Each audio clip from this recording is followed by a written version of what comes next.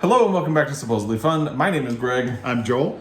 And we are here to talk about August as a reading month, and maybe, do you have plans for September? I forgot to ask before we started. Do you? Just a couple of books for when we head to Italy to read on the plane that are more Italian-themed books. Yes, we're going to Italy at the end of the month, and we're going to be insufferable about that, so get ready. Sorry. I'm not. Sorry.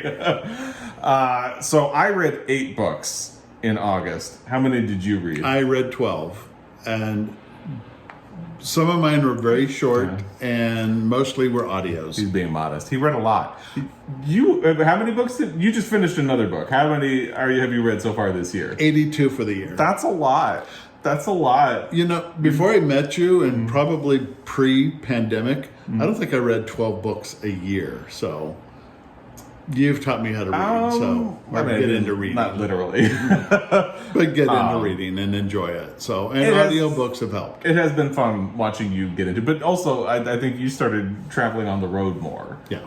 Around the time of the pandemic. So, audiobooks kind of was a natural entry point. So, but you're doing great.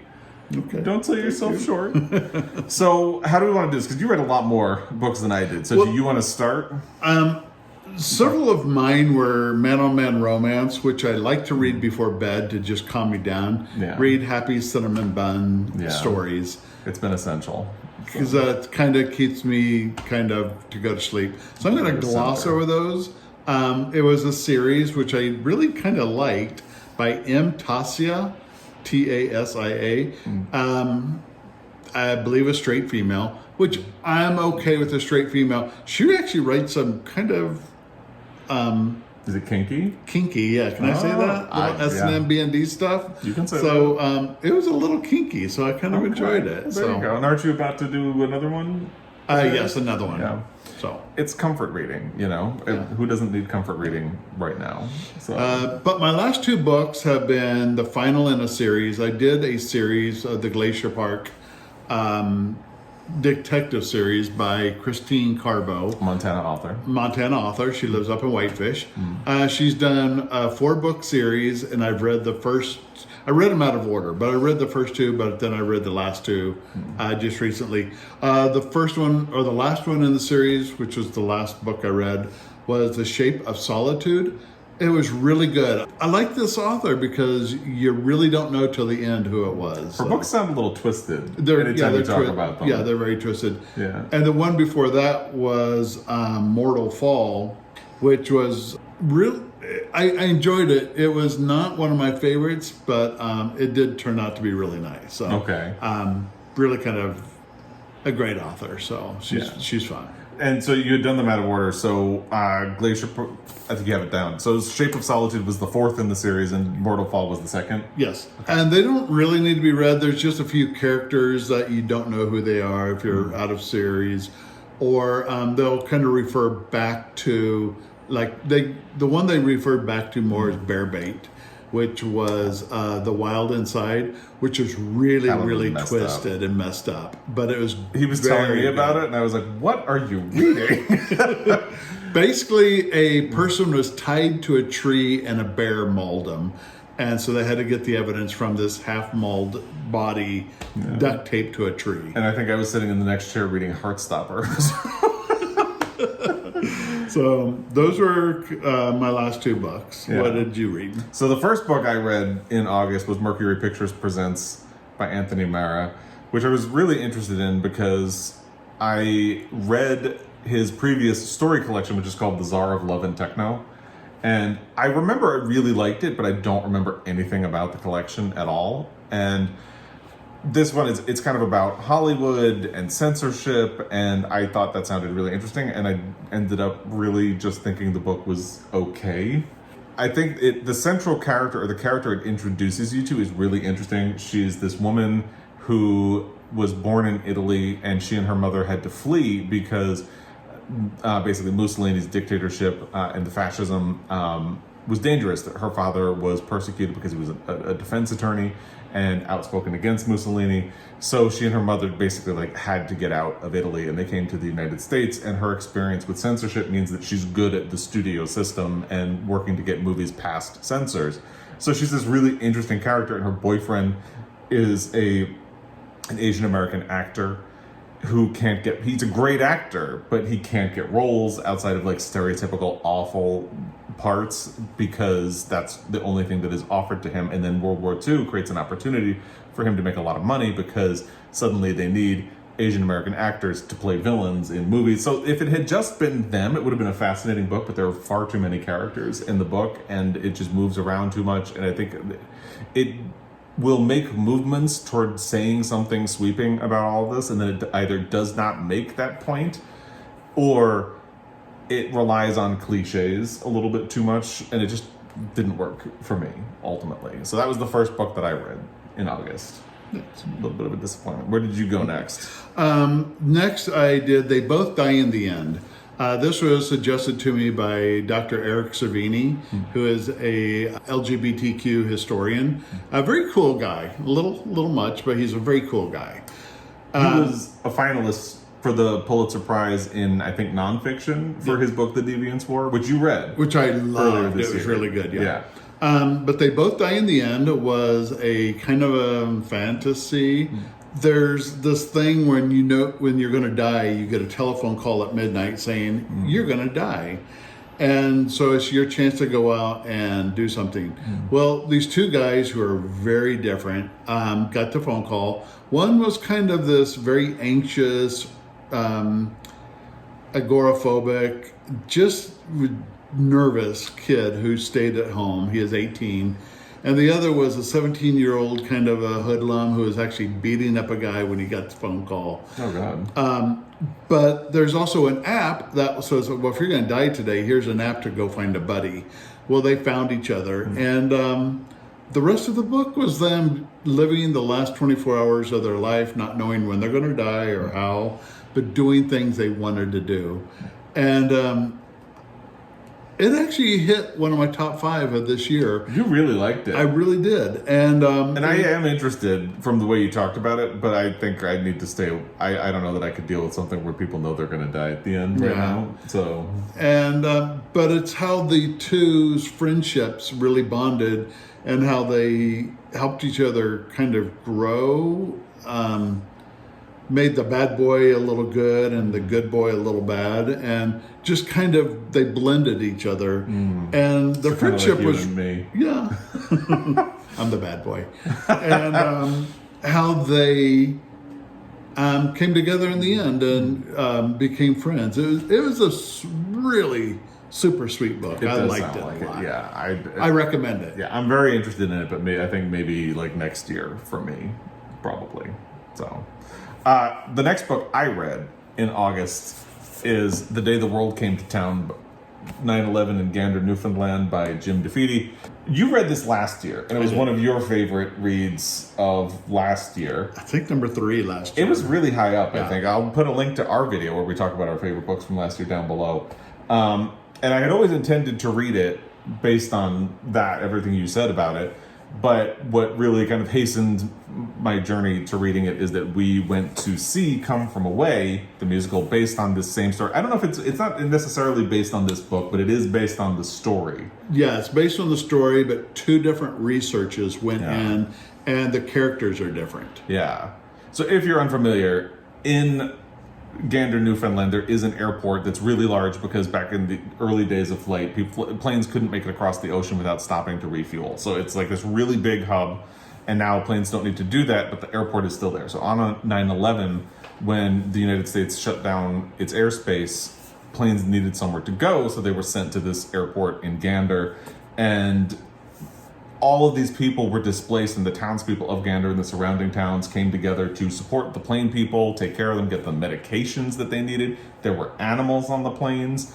There were language barriers that they had to work through.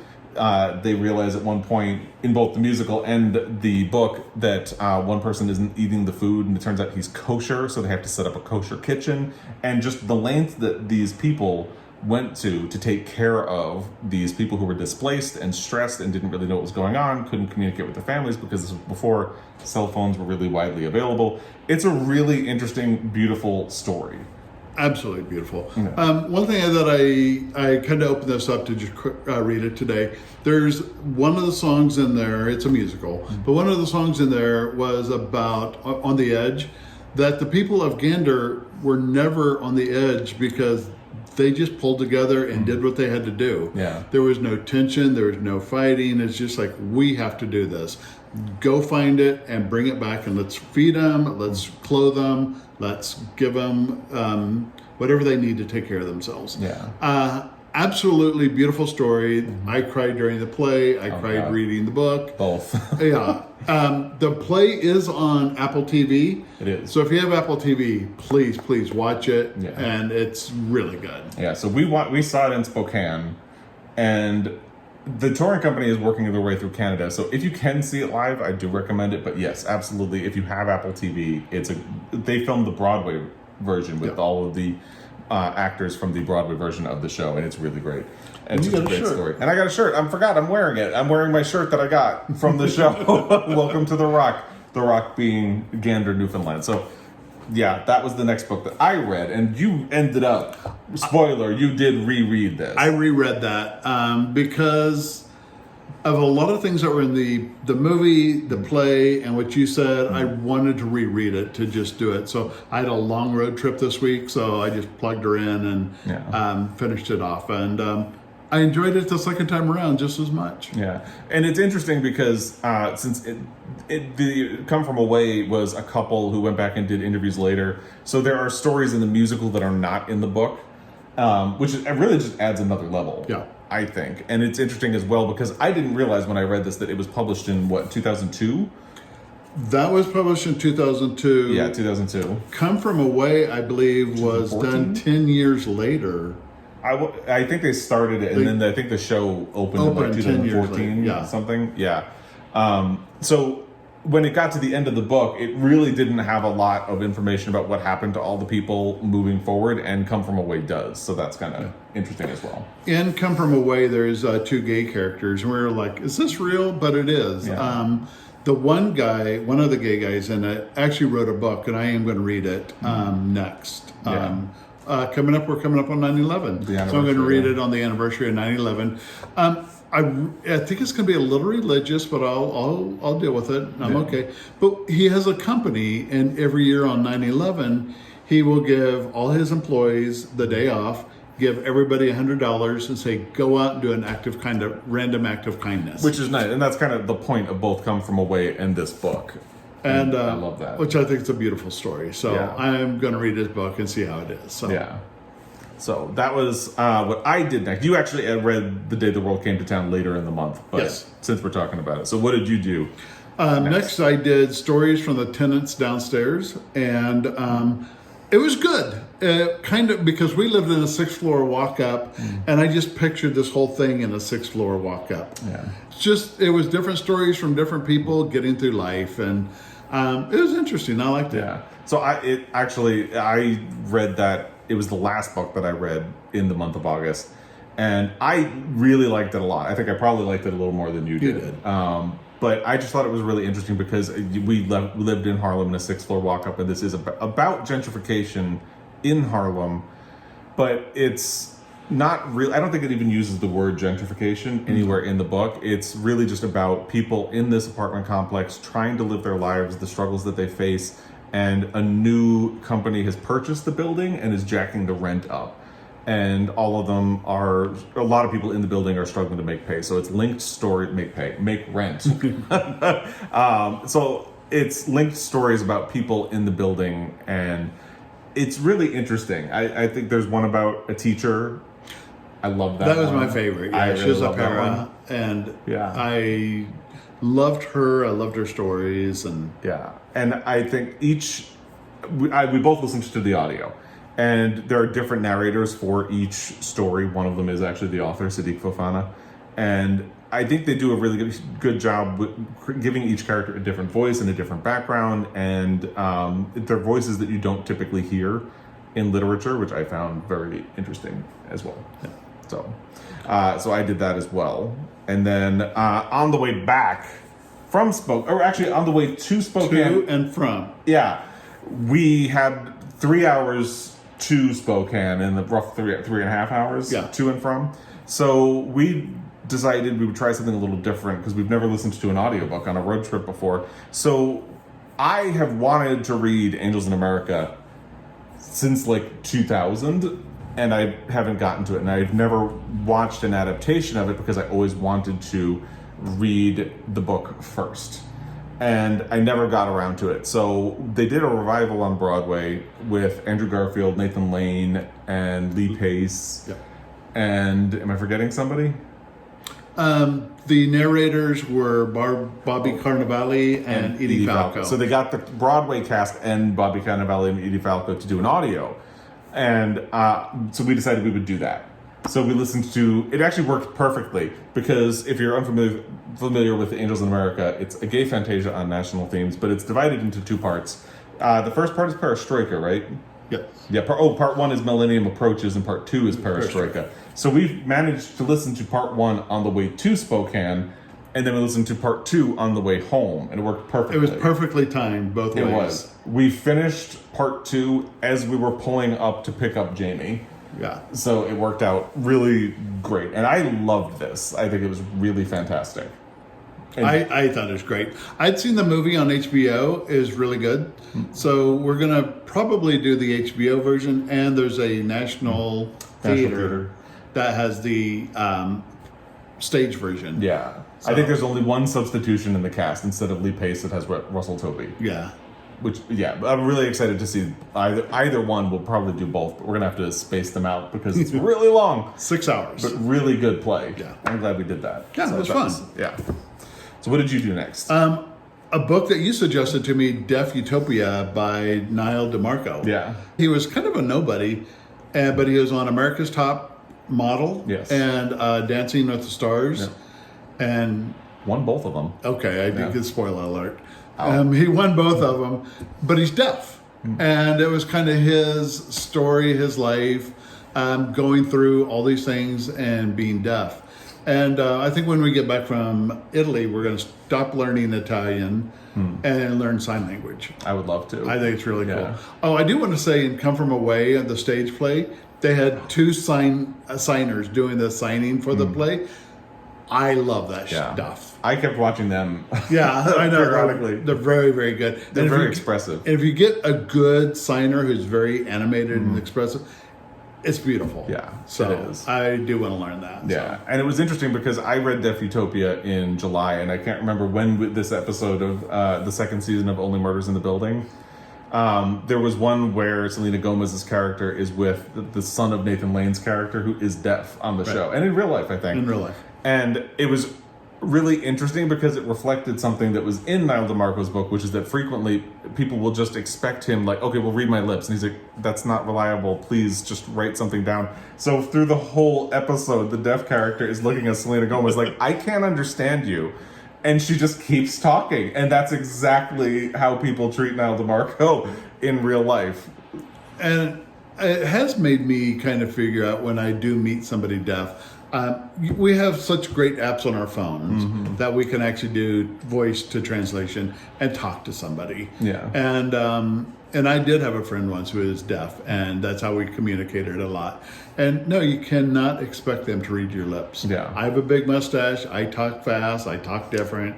So you cannot expect that. And even if you can clearly see someone's mouth and they're speaking slowly enough, it's still unreliable. So that was what you did next. So what did I do next? I did The Queens of Sarmiento Park by Camila Sosa Villada. This is translated by Kit Maud. I read this for the LGBTQ in translation read along. This was one of the 2 selections for August and September. This one was pretty specifically selected for August so it could tie in with Women in Translation Month. Camila Sosa Villada is a transgender woman, and transgender women are women, so it qualifies for Women in Translation Month. I liked this book a lot. I wouldn't say I loved it. There is a really interesting conversation going on about the book, and now in September, a lot of us are picking up the other book, which is Kiss of the Spider Woman. I haven't started that yet, so I got to catch up. But really good conversation about this book. I think I like it more than love it, but it does definitely tell an interesting story about a transgender woman who is forced into prostitution and in Sarmiento Park finds a group of other people doing the exact same thing, and they are sort of overseen by Auntie Encarna, who is 178 years old, which lets you know that this is sort of magical realism. And Auntie Encarna, in the beginning of the book, finds a baby boy and wants to take it home and take care of it, and this sort of creates a lot of drama throughout, and periodically it also tells the story of the protagonist, who has the same name as the author, although the author says it is not inspired by her real life. It's a really interesting book. I think it does a lot of interesting things. I didn't love it, but I really did like it, and I think I'm glad that I read it, and that I'm glad that I'm having the discussion with all of the people in the group. So that's been really good.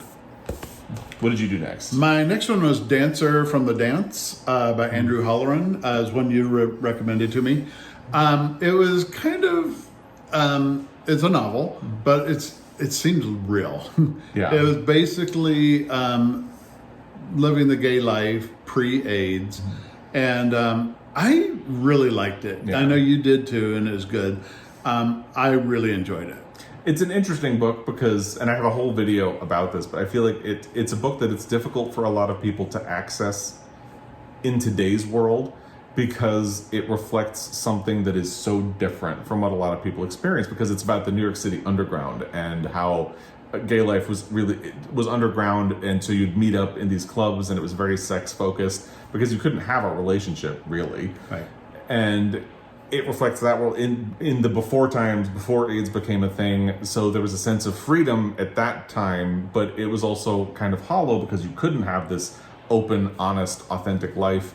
And the protagonist is a really interesting character because I think, and even the description of the book says he wants to have a relationship, but he can't. Right. But when you read the book, he does have opportunities for relationships, but he gets in his own way. And I think that's another thing that kind of makes it a difficult book for a lot of people to access, but it's really a fascinating book. I came out 91. So I was just on the end of where this book was talking about, and I was in Seattle, which was very liberal, very open. So I didn't have a lot of these restrictions, and people tell me what you can and cannot do. But I didn't realize how lucky I was because Seattle was very liberal. Most cities weren't. So this book was good for me to understand what I need to thank the generation before me have given me what we have today and what now we have today. Yeah, so. And that is amazing. Because it is amazing how quickly it changed. Because I think the book was published in 1977, so like 13 years. Yeah, drastic. And a lot of that had to do with AIDS because being gay became much more public as a result of that. But point being, it changed really quickly. And then even in the next 7 years after that, Ellen came out of the closet, Will and Grace came on TV. It just is amazing how quickly everything progressed. And how scary it is that it's all being challenged all over again. So yeah, I'm glad you read that book, and I'm glad you liked it because I think it's a fascinating book. Yeah. So what did I do next? I did Less Is Lost by Andrew Sean Greer, and I did not like it. Not one bit. I have a whole video where I talk about why. So I'm gonna skip talking about it now and just link to it down below. Okay. Didn't like it. Not a fan. I think it actually even undoes a lot of the things that are popularly liked about the first book, which is Less, which won the Pulitzer Prize for fiction. So if you want to know my whole rant, check out the video down below. The next one I did was The Last Thing He Told Me by Laura Dave. And it was a Reese Witherspoon pick for her book club. Yeah. Hello, Sunshine. And it was okay. I don't want to buy into everything she says is going to be great, so I'm going to say it's great. But it was interesting. Yeah. It was about a woman's husband who disappears, and he left his daughter, who was her stepdaughter, for her to take care of. And the stepdaughter was a teenager, 13, 14. It's like, I don't like you. And how they had to grow together. And the ending was fascinating, of how you put certain things above what your wants and needs to somebody else's wants and needs.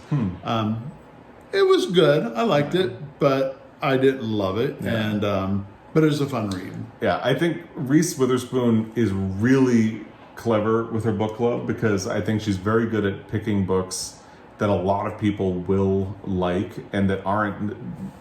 They don't make you feel like you're reading something that you should feel guilty about. There's always something in them like that. But she's also, I mean, for a certain type of reader, it's exactly the type of thing that they're going to want. Like, anytime one of my sisters asks me for a book recommendation, I'm like, check out Reese Witherspoon's book club. Because that is exactly what she's going to want to read. And she totally understands that demographic. And that was perfect. Yeah. It was something I've not read before. And I just kind of need something not so deep and heavy with some of the things I've read, but I just want something a little bit more lighthearted. Yeah, the guy disappeared, but we knew why. So it's interesting to see what she picks. All right, so the next thing I read was Night of the Living Res by Morgan Talty. I actually listened to this on audio. I think the audio was available on Scribd. I heard Morgan Talty give an interview on NPR's Book of the Day podcast, and it sounded really interesting. So I added it to my saved list, and then I was looking at the Montana Book Company's reading challenge for 2022 and realized that one of the prompts I have left is to read a book by an Indigenous author. So I thought, oh, well, this sounded really interesting and it's available. I'm going to do it. I loved it so much. I finished it on a Wednesday, and then Thursday morning I called Montana Book Company and they had a copy. So I said, send it to me. And they shipped it, and here it is. Because actually, I really do want to kind of reread this. And I spent a little time with the first story in the collection. And I really love this book a lot. It is linked stories again, and they all follow a man named David, who is a member of the Penobscot tribe in Maine, and they kind of move back and forth in his life. Some of them are when he's a child, some of them are when he's a teenager, some he's an adult, and one of them moves even further into his life. And as the stories go on, you do sort of learn truths and things that you didn't know in other stories, and you find out things that happened.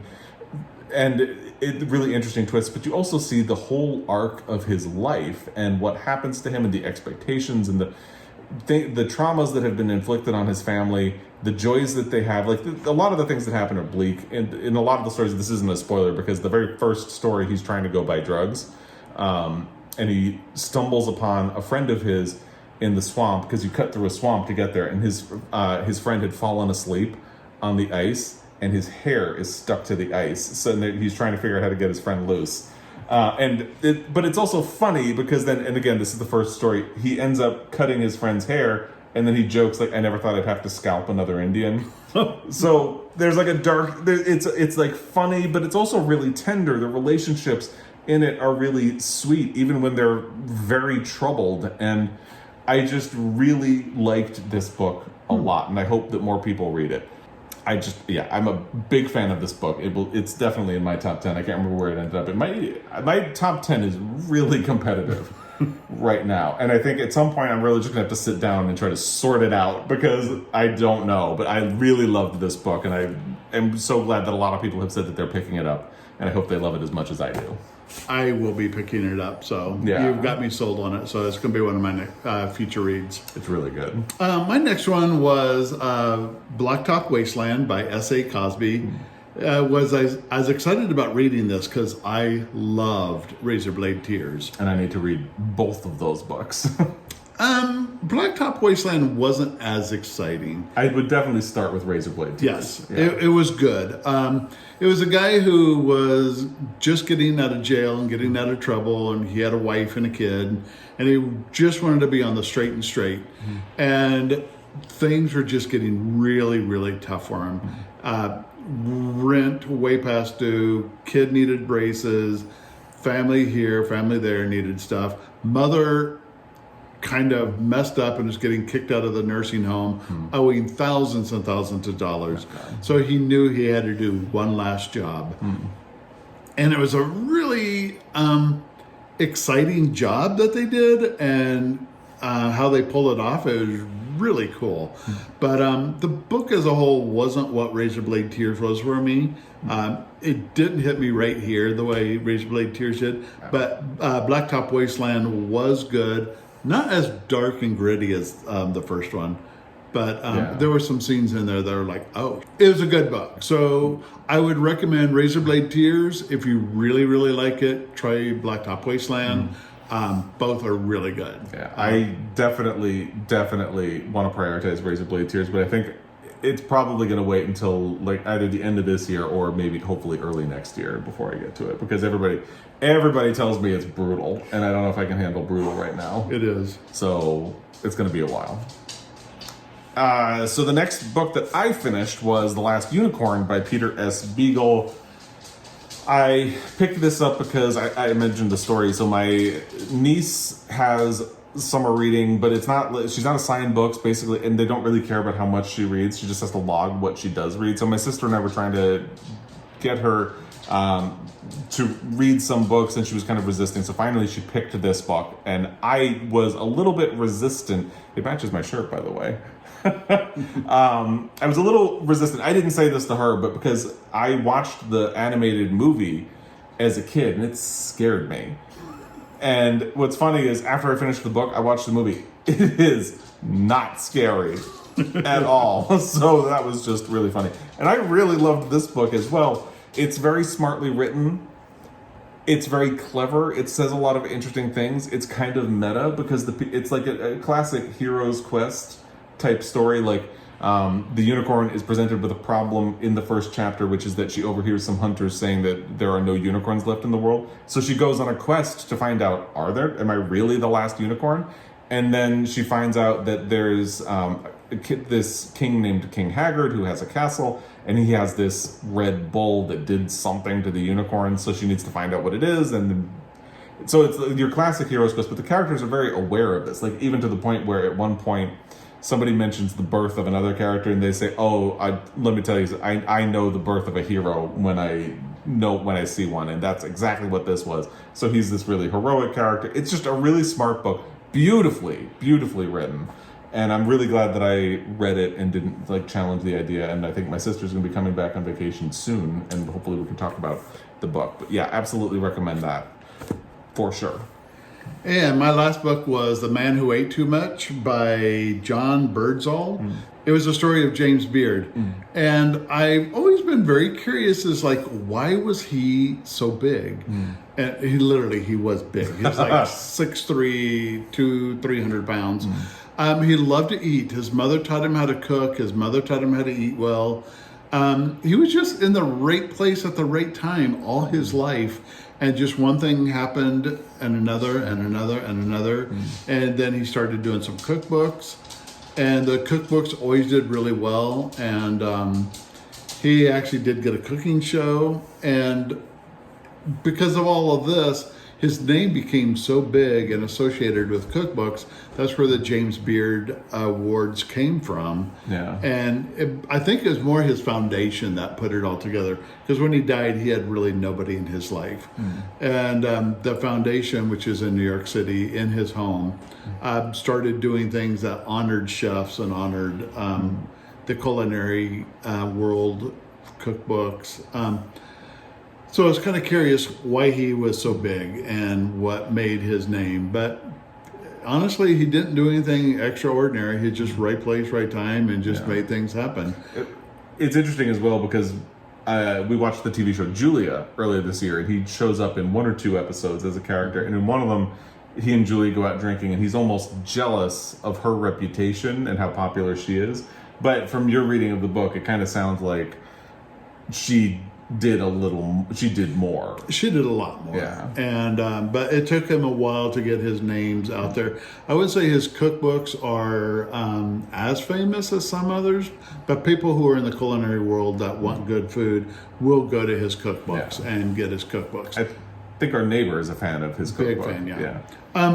Really good book. I enjoyed learning more about him, but basically the last page is when he dies, and so you don't really understand how the foundation takes over and does what it does. I remember you telling me that when you finished the book, and that is so frustrating to finish something and you don't. That happened to me with the Bob Fosse book by Sam Walton, because the whole book is structured, each chapter begins with a countdown to how many days Bob Fosse has left to live, because he was so obsessed with his own mortality. And then you get to his last day, he dies, and the book is just over. And because he was such a problematic figure, and I think you said James Beard even had some problematic things, you really need context about the legacy, because otherwise you just sit there like, I really don't know what I'm supposed to think about this person. And it hurts. Yeah. I will say one thing on the James Beard Foundation, not related to the book. If you're ever in New York City and you want a incredible meal, the James Beard Foundation, which is in his home, has certain chefs come in and do a prefix meal. It's probably one of the best meals I've ever had. Not the best, but some of the best. You meet some really interesting people. You have good food, and it's an experience. I can't believe we never did it. I've never been. Yeah. So I think they're kind of not. Well, to be fair, we only knew each other for 3 years when we lived in New York. So it was 3 years when we lived in New York that we didn't go. So, but I think right now they're not doing dinners because of COVID. Yeah. But keep an eye on it, and if you ever are in New York and it's going, do it. Best thing you'll ever do. Yeah, it's supposed to be a great experience. I would love to do it. Yeah. If we find ourselves back in New York with some time, we will. So. And then the last book I read in August was Stories from the Tenants Downstairs, which we already talked about. So I had one book that I did not finish in August, and it's carrying over into September, and that is Night Crawling by Layla Motley. I could have put a push on this and finished it in time, but last week I just really wasn't in the headspace for a lot of reading, especially like this is a heavy book. It's really, a lot goes down in this book. So even like, I think last night we were going to bed and I started to pick up the book and I just looked at Joel and was like, I really don't want to depress myself before bed. So I put it down. And that's not a knock on the book. I'd say it's a very essential story it's based on a true story even, about a teenager in Oakland who I talked about this in my Friday Reads video. It has sort of parallels to Stories from the Tenants Downstairs, because the building where she lives is under new management. The rent has gone up and she can't afford to make rent, so she ends up on the streets selling herself, and police officers find her and begin taking wild advantage of her, and it's awful. But it's a beautiful story, even though it's bleak and it's well written. It's just, like going to bed, it was like, I really don't want to depress myself before bed. So instead, I waited until this morning, and actually I read well over 50 pages while we were reading coffee this morning. So I should be done with this soon. And I have not started an audio yet, but like Marriage Plot comes out, the new Maggie O'Farrell book this week, and I know you're excited. Oh, I'm really excited. And I'm trying to think what else I have planned. Oh, I am hoping to start my next Pulitzer book. Should I tell everybody what it is? Yes. I told you what it is. I know what it is. You do. Now in November by Josephine Johnson is the one that I chose, because I was originally thinking it was going to be His Family by Ernest Poole, which is the very first winner of the Pulitzer Prize, or The Magnificent Ambersons, which is the second winner, because they both deal with societal change, and they're both really interesting. So I really thought it was going to be one of them. But somebody shared a story with me when I did a video a while back about people who won the Pulitzer Prize for their debut novel and what their career looked like afterwards. And Josephine Johnson is one of them. And somebody shared a New Yorker article that was recently published. And actually, Now in November was out of print for a long time. It was one of the harder ones to find. I have a Franklin Library edition of it. And it just got reprinted in paperback. And the paperback is actually gorgeous, but I love my Franklin Library edition. It's beautiful. Yeah. But she was basically blackballed from the industry, or a lot of people think that she was, because her second book was sort of socialist in nature, in that it really examines poverty and the ways in which society is stacked against people who are poor. She was a feminist, and eventually she just had to leave publishing and be an activist. And now people are looking back at her and reassessing her career and her work. And a lot of people have said very nice things about Now in November, and that it really holds up. So I'm really excited to read it. And she was actually also the youngest person to ever win a Pulitzer, because she was 24 or 25 when she won. So that is what my Pulitzer Prize Project's next book will be. So what do you have? We kind of talked about what you have planned for September. Yeah, we did. Some Italian books. But I need a little help. I just finished All the White Spaces by Allie Wilkes. It's about a transgender man who stows away on a ship and goes down into the Antarctic. And the website has all of these triggers. Don't read this book if you have these triggers. And there's like 22 triggers. The book is really good, but none of the triggers were really big triggers. And if anybody has read that, comment below. I need to talk to somebody about this. I love books about Antarctica and exploration. I've done Endurance, Labyrinth in Ice, and I just did this. I love those kind of books. But this book, as good as it was, and I liked it, and yeah, there were like, last night in bed I was reading, and the guy got a double leg amputated. And it's just like, Yeah, But so you ended up in the same spot as me. But I really have a lot of questions. So if you've read it, comment to me below. I kind of follow along with Greg, or he'll tell me. But I want to talk to somebody. Yeah. No, I have it sounds questions. like, and I haven't read it, so I'm unavailable. But Don't read it. No. Thank you. Yeah. So let us know. Yeah. I was teasing you this morning that you started spooky season early. I did. Because it's a bit of a ghost story. And I also like horror books, and this was a great horror book. I see a good movie in it. But if there's a good horror book out there that's not Stephen King or somebody, I would like to know that too. I actually have a recommendation for you. I think I still have a copy of the book, Dan Simmons, The Terror. I'll show it to you when we're done recording. Okay, cool. I think it might not be Arctic, but they're definitely in the snow and trapped, and something freaky's happening. The thing is, the book is like this.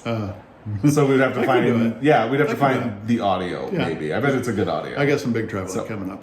So if you've read Dan Simmons, let us know. Would that be a good spot to go? Yeah. Anything else? No, I think I'm good. Okay. Thank you. I think that wraps it up for August. Looking forward to September. Again, we're going to be leaving for Italy at the end of September. So expect us to be insufferable. Should we give a little teaser? Go. Yeah. While we're in Italy, we're going to kind of get some videos ahead of time. So we have some fun things planned for while we're gone. Yeah. Which will involve Joel, because everybody was so excited when I said he was going to be back. So we're going to have some fun things planned that should be kind of silly and fun. So. Yeah, I think it will be. Yeah. I can't wait to do it. I know, me too. Yeah. All right. Well, thank you for that. Let us know anything you think about these books, recommendations, thoughts on the book that Joel read. Let us know in the comment section down below. As always, we really appreciate your time. And we'll both be back at some point. I'll be back before you, but you'll be back. I'll be back. Yeah. And until then, happy reading. Bye. Thanks.